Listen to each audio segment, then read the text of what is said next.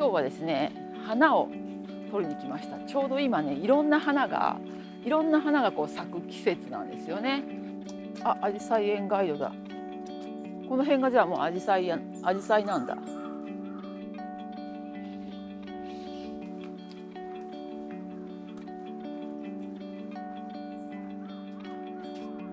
あ、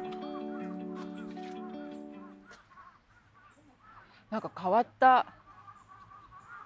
花ですね。ちょっと調べてみようかな。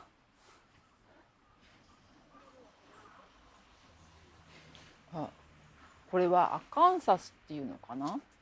うん。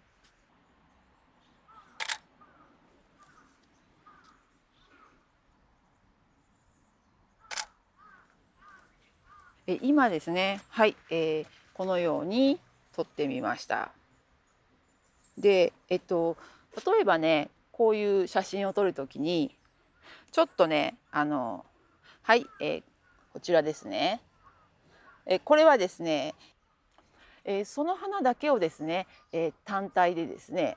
撮ってもいいんですけれども、普通にボケっていうとその被写体ピント合わせたものの後ろのもののことを、ボケって言いますよね、普通はね。前に何かこう入ってボケてくることをわざと、前ボケで言ったりするんですけれども、今のようにして少しねこう前にある花をちょっとこう入れてあげて、それを前ボケでぼかして入れてあげることによってですね、なんかこう何かこうこちらからですね、そっとその奥の花をこう覗いてこう見てるような、そういうような、感じがしませんか？前ボケを入れることによってですね、そんな風な効果も現れるので、やってみてください。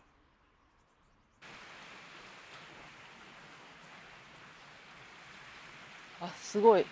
満開、ほんと綺麗ですね。あ、そうだな。うん、綺麗ですね。なんか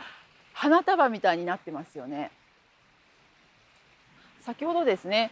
あそこの花をね、大きく撮ってみました。でも例えばね、あの花が遠くにあって、近づけなかったとしますよね。で、そうしたら例えばここから撮るしかなかったとしますよね。そういった時はですね、この手前にある花をですね、前ボケを使ってですね、そしてその前ボケを使った奥にあの花があるっていうような感じに撮ってみるといいんですね。ちょっと撮ってみます。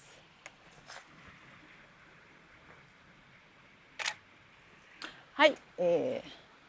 そうするとですね、はい、今このようになりました。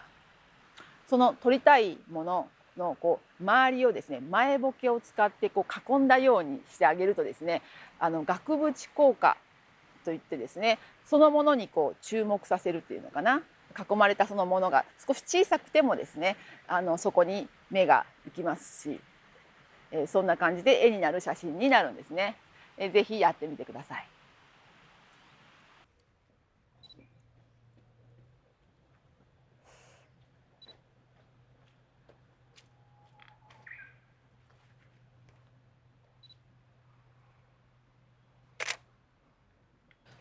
はい、今ですね、ここね、すごいこのさつきかながもう満開でまるで絨毯のように花がねこう敷き詰められてますけれども、ね、で、このね満開でたくさんこう咲いてる感じっていうのは、例えば、ここからですね、こんな風に取ってあげるとですね、もう花がねいっぱい咲いてるなっていうのがね分かりますけれども、でもこんなたくさんある中で、いや、なんか私はその中の一輪だけ、それだけこう撮りたいんだと思ったとしたら、もちろんねこうやって一輪に近づいてですね、アップで撮ってあげればいいんだけれども、たくさん咲いている中の、何か一つその花に目を向かせたい、気持ちをね向かせたいと思ったら、例えばですね、はい、どうでしょう、こんな風にして撮るとですね、たくさんあるんだけどその花っていうところにね目が行くようになりますよね。これはですね、今絞りこの絞りをですねF1.2 という小さい一番、このレンズのですね一番小さい数字で撮りました。こうするとですねもう周りがわーっとこうボケてくれますよね。ピントがあったところだけあってすぐその周りがもうわーっとボケてくれるので、それでそのピントがあったところにその目がね行くんですよね。はい、なので、そのようにするといいんですね。これもですね、これはですねなのでその絞りをですね F1.2 と小さくしたからですけども、普通に、取るとですね、このように、なります。はい、これだとですねやはりその花が埋もれてしまってですねどの花かなっていうね分からなくなるんですけども、はい、で、このようにですね絞りによってこのピントが合う範囲っていうのが変わりますよね。はい、でそのピントが合う範囲これをですね、被写界深度と言ったりします。はい、聞いたことあるかもしれないですね。またはその文字をねこの漢字を見たことがあるかもしれないですね。はい、ちょっと難しい言葉ですよね、被写界深度。でこの被写界深度っていうのは何かというと、これはですねそのピントが合う範囲ですね。ピントが合っているように見える範囲っていうのが厳密に言えばそうなんですけれども、はい、何かにところに一つにこうピントが合いますね。で、そこからですね、ここからですねそのピントが合うその距離長さがですねこれが長いとこれを被写界深度が、深いと言います。でこれがですね短いと、被写界深度が浅いと言いますね。被写界深度っていうのはこれは深いとか浅いという言葉を使うんですけども、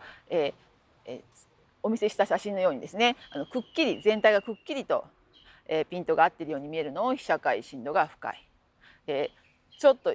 一点にだけピントがあってあとボケてるのを被写界深度が浅いと言います。そうですね。そう確かに撮影が雨でっていうようなことになりますけども、でもちょっとほら雨が降るとしっとりとした感じが取れたりするし梅雨がね例えばお花に雨粒がついた感じとかはすごいさらにこうキラキラっと可愛らしさが花のね綺麗さがある意味増すというかそういうのもありますから、あとね梅雨の時期って実は緑がすごい綺麗なんですね、新緑とか。だからずっとその雨が降ってジメジメ雨が降って曇りでっていう間でパッと晴れた時のすがすがしさっていうのかな、それがすごいねいいんですよね。梅雨の合間の晴れ間っていうのはすごい好きです。以前お散歩フォトで金沢に行ったんですよね。金沢の古い町並みで雨だったんですけどすっごい良かったです。やっぱり風情のあるちょっとねそういった小京都と言われているようなところ、京都自体ももちろんいいでしょうけどそういったところだとかねはとってもいいんじゃないでしょうかね。また私も行きたいと思います。